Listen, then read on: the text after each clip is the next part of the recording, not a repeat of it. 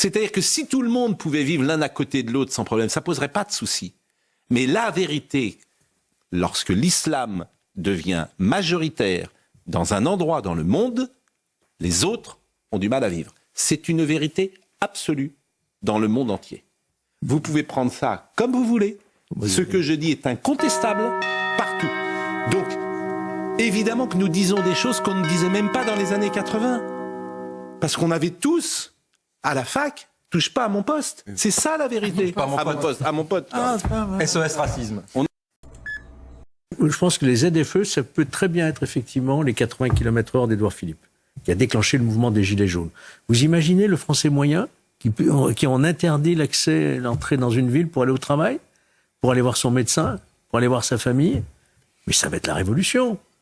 Parce que ce Français moyen n'a pas les moyens d'acheter un véhicule électrique. C'est une machine à exclure. Mais c'est une machine à exclure, et en plus sans aucune incidence en réalité sur le climat. Tant que la Chine, les États-Unis n'auront pas signé le climat, et l'Inde... Même pas ça, il y a les embouteillages monstres. L'évolution rapide du H1N1 constitue une menace croissante. Fin de citation. Alors, ça c'est posé. Le narratif, je vous l'ai dit, mois après mois, ils vont vers un narratif de pandémie, avec contamination possiblement interhumaine, de peur. Avec derrière les solutions qui vous sont exposées. Kennedy Jr. attaque frontalement ce narratif et s'attire les foudres du système, logiquement. En effet, il a donné une grande interview à Fox News ce 11 mars, où il brise le narratif. Robert Kennedy Jr. dit que, je cite, « La vaccination des oiseaux contre la grippe aviaire créera des usines à mutation ». Voilà ce qu'il déclare dans cette interview, je cite. « Toutes mes agences ont déconseillé la vaccination des oiseaux. Parce que si vous vaccinez avec un vaccin qui fuit, le liquivaccine en anglais, en d'autres termes, un vaccin qui ne fournit pas d'immunité stérilisante, qui ne protège pas absolument contre la maladie, vous transformez ces troupeaux en usines à mutation. Ils apprennent à l'organisme à muter. Il est beaucoup plus probable de sauter sur les animaux si vous faites cela. Donc le virus va aller d'un animal à l'autre. Tous mes chefs d'agence du NIH, CDC, FDA ont tous dit que nous ne devrions pas vacciner. Il est dangereux pour les êtres humains d'injecter les oiseaux. Il est dangereux pour les êtres humains, dit Robert Kennedy Jr., je cite, de vacciner, d'injecter les oiseaux. Pas du tout le message en France.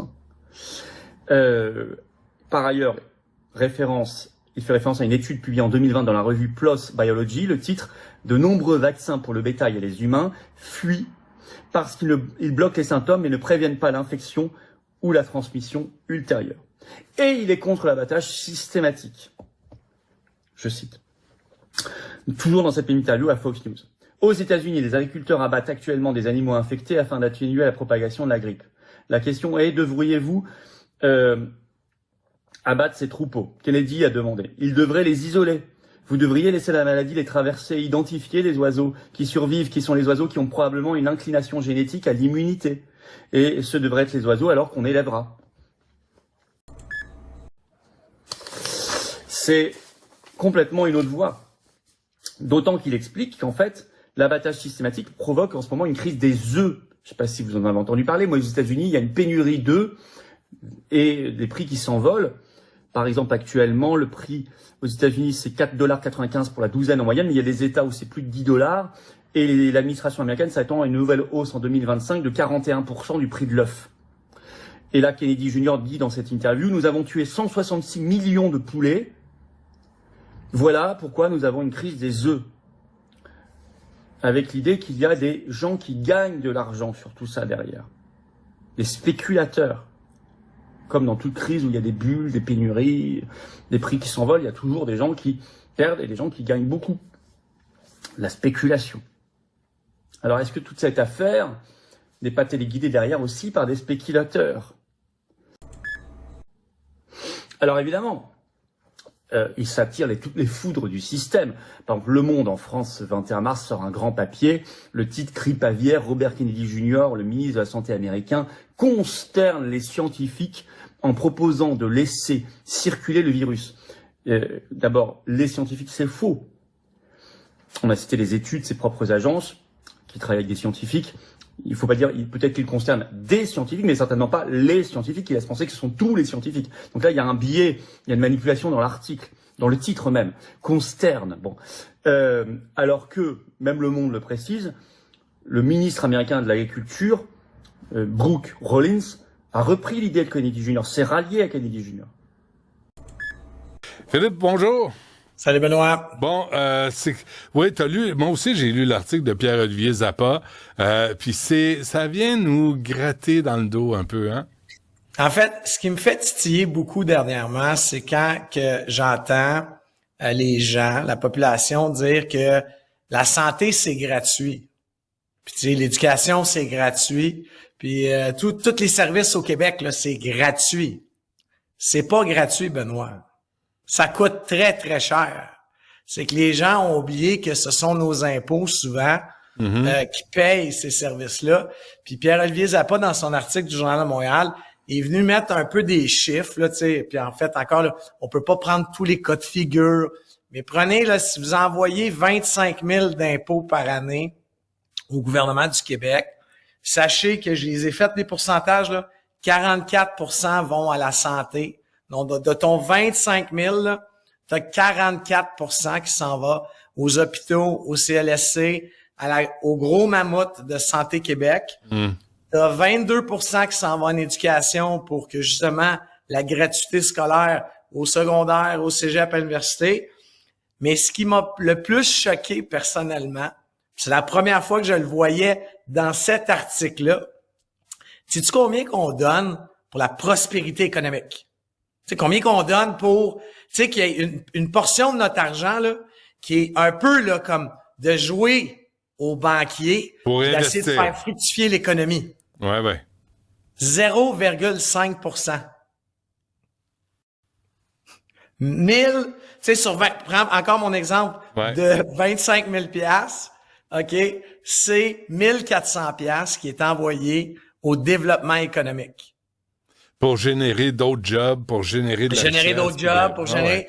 Et la plupart du temps, on le sait, là, la CAQ, elle abreuve les multinationales. Donc, du 1400 piastres qui est meg qu'on envoie, nous, on donne ça aux alumineries qui sont propriétés japonaises. On donne ça à Filière Batterie qui a planté de partout, là. Là, il y en a plus une usine qui va voir le jour au Québec, là. Plus une. C'est fou. Zéro. Alors, quand tu prends tout ça en compte, tu te dis, ben, c'est pour ça qu'au Québec, on est dernier dans la productivité au monde, dans le monde entier. Gens du Québec, on doit se parler parce que le reste du Canada devrait vivre une baisse du prix de l'essence, sauf nous. Explication. OK, ailleurs au Canada, la taxe carbone, c'est un dossier qui fait beaucoup parler. C'est même un des slogans du Parti conservateur. La taxe carbone est payée par les consommateurs à la pompe. En gros, c'est un prix pour la pollution pour l'industrie pétrolière qui est refilé aux consommateurs quand ils mettent de l'essence. Une des premières choses que le nouveau premier ministre du Canada, Mark Carney, a fait, c'est de l'abolir. Résultat, les citoyens de 8 provinces au pays devraient voir une baisse du prix de l'essence jusqu'à 18 cents le litre d'ici les 2 prochaines semaines. Mais ça n'inclut pas les automobilistes du Québec parce qu'on fait partie, avec la Colombie-Britannique, des 2 provinces qui ont leur propre système de taxation du carbone. Mais là, la Colombie-Britannique a annoncé la semaine passée qu'elle allait aussi la laisser tomber. Ça veut dire que le Québec deviendra le seul endroit au pays le mois prochain à imposer une taxe sur le carbone à ses automobilistes lorsqu'ils payent de l'essence. Donc, on pourrait devenir l'endroit au Canada où on paye l'essence le plus cher. Peut-être qu'un nouveau débat politique prendra place au Québec pour payer l'essence moins cher, comme dans le reste du pays. Mais tout ça, ça fait dire à notre expert en économie à Radio-Canada, Gérald Filion, que nos leaders semblent malheureusement prêts à reporter le fardeau des changements climatiques sur les futures générations. Plus, the current tariffs is actually not fair. Why should US cars entering Europe faces 10% tariffs while the European cars entering the US just pay 2.5%? On le sait, le 2 avril prochain, donc la semaine prochaine, Donald Trump a annoncé que les États-Unis vont mettre tarif pour tarif. Et là, Tony donne un exemple ici. Il dit, les véhicules européens qui rentrent aux États-Unis ont un tarif de 2,5 %. Donc, les Mercedes, les BMW, les véhicules qui sont fabriqués à l'étranger ont actuellement un tarif de 2,5 %. Sauf que les États-Unis, lorsqu'ils veulent exporter des véhicules produits aux États-Unis en Europe, le tarif est de 10 %. Ce que Donald Trump a dit, il a dit, gars, c'est pas compliqué, on va égaliser tous les tarifs de la planète. Si vous mettez 10 % sur les véhicules américains en Europe, ben nous, on va mettre 10 % sur les véhicules européens aux États-Unis. Et vice-versa, ça va être comme ça. Il y a deux possibilités. Les Américains montent les tarifs à 10 % pour les véhicules européens et ils font plus de revenus.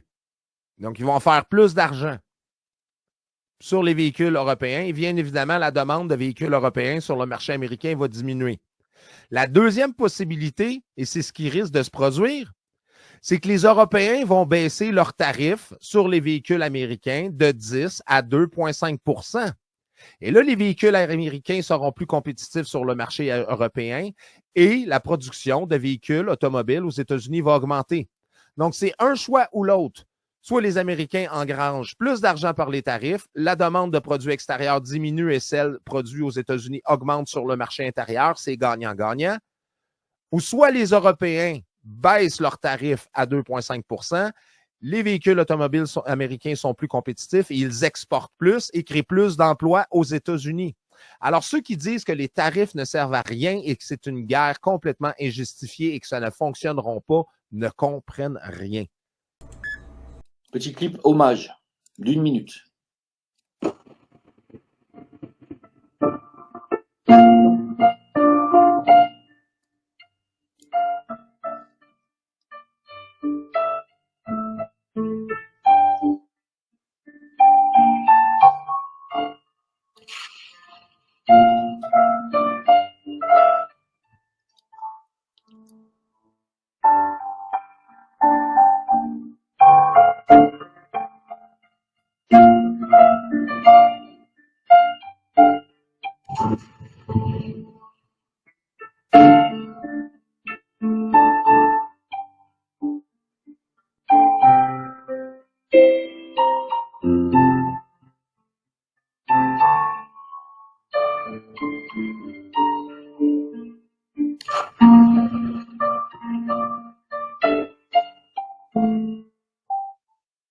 Voilà. Évidemment, les images sont très dures et parlent d'elles-mêmes. Je m'excuse, je vous les montre parce que j'en ai ras-le-bol. J'en ai ras-le-bol qu'on fasse la politique de l'autruche. Aujourd'hui, on n'en est pas là. Il faut montrer les choses telles qu'elles sont. Et puis, en Angleterre, ils sont en train de préparer les Anglais à bombarder les Russes avec des armes nucléaires. Écoutez bien ça. Ils s'imaginent pouvoir bombarder la Russie avec des armes nucléaires. Hein. Ils font carrément maintenant ils passent ça à la télévision anglaise. Imagine for a moment that the unimaginable happens. A nuclear weapon explodes over London. In this documentary, we explore the devastating consequences of this catastrophe. In the simulation, we will use a warhead with a yield of 750 kilotons. That's a pretty powerful charge. Some US and Russian ballistic missiles are capable of carrying up to 10 charges in a single missile. Upon detonation, a fireball as hot as the sun rapidly expands, reaching a radius of 950 meters. Anything trapped inside this fireball is instantly vaporized. In our simulation, the epicenter of the explosion is at Westminster. People within that radius won't even feel anything because the nerve impulse transmission speed is slower. Within 5 kilometers of the epicenter, the blast radius. City of London, Camden Town, Kensington, Brixton. These areas will receive the most destruction. Buildings will be destroyed and debris will fill the streets, creating extremely dangerous conditions for everyone in the vicinity. Given the population density in central London, the initial death toll could exceed 250,000 people and around 600,000 injured. Within a radius of 10 kilometers, the radiation will cause third-degree burns. Within that radius, anything that can burn will catch fire. Gas stations, automobiles, power substations, gas infrastructure. Explosive facilities will explode and amplify the effect of the devastation over a huge area, including areas from Camden to Greenwich and Islington to Wandsworth. According to various estimates, Further 450,000 people will die from burns, debris injuries, or radiation sickness, and over 1 million will be traumatized. Many of Voilà. Voilà peut-être l'avenir qu'essaye de vous offrir l'Angleterre. Ils doivent être contents, les Anglais. Ils doivent être vraiment très, très, très contents. Alors moi, ce qui me tue, c'est cette mainmise du sionisme sur la presse anglaise, française, américaine, européenne. C'est pas supportable. Voilà. C'est de vraiment arrêter d'attaquer le pays d'Israël avec des mots comme génocide, etc. C'est de l'antisémitisme pur. Et ça crée du nouveau antisémitisme. Pourquoi le fait d'utiliser le mot génocide contre Israël, c'est de l'antisémitisme? Parce que le génocide et la définition du génocide a été faite après la Shoah. Et utiliser ça contre Israël qui se défend contre un acte terroriste de la Hamas, c'est de l'antisémitisme. Parce que ceux qui l'emploient, que ce soit les Africains du Sud et maintenant les Irlandais ou les Slovéniens, ils savent exactement que la définition du génocide ne peut pas s'appliquer à ce que fait Israël en se défendant contre le Hamas.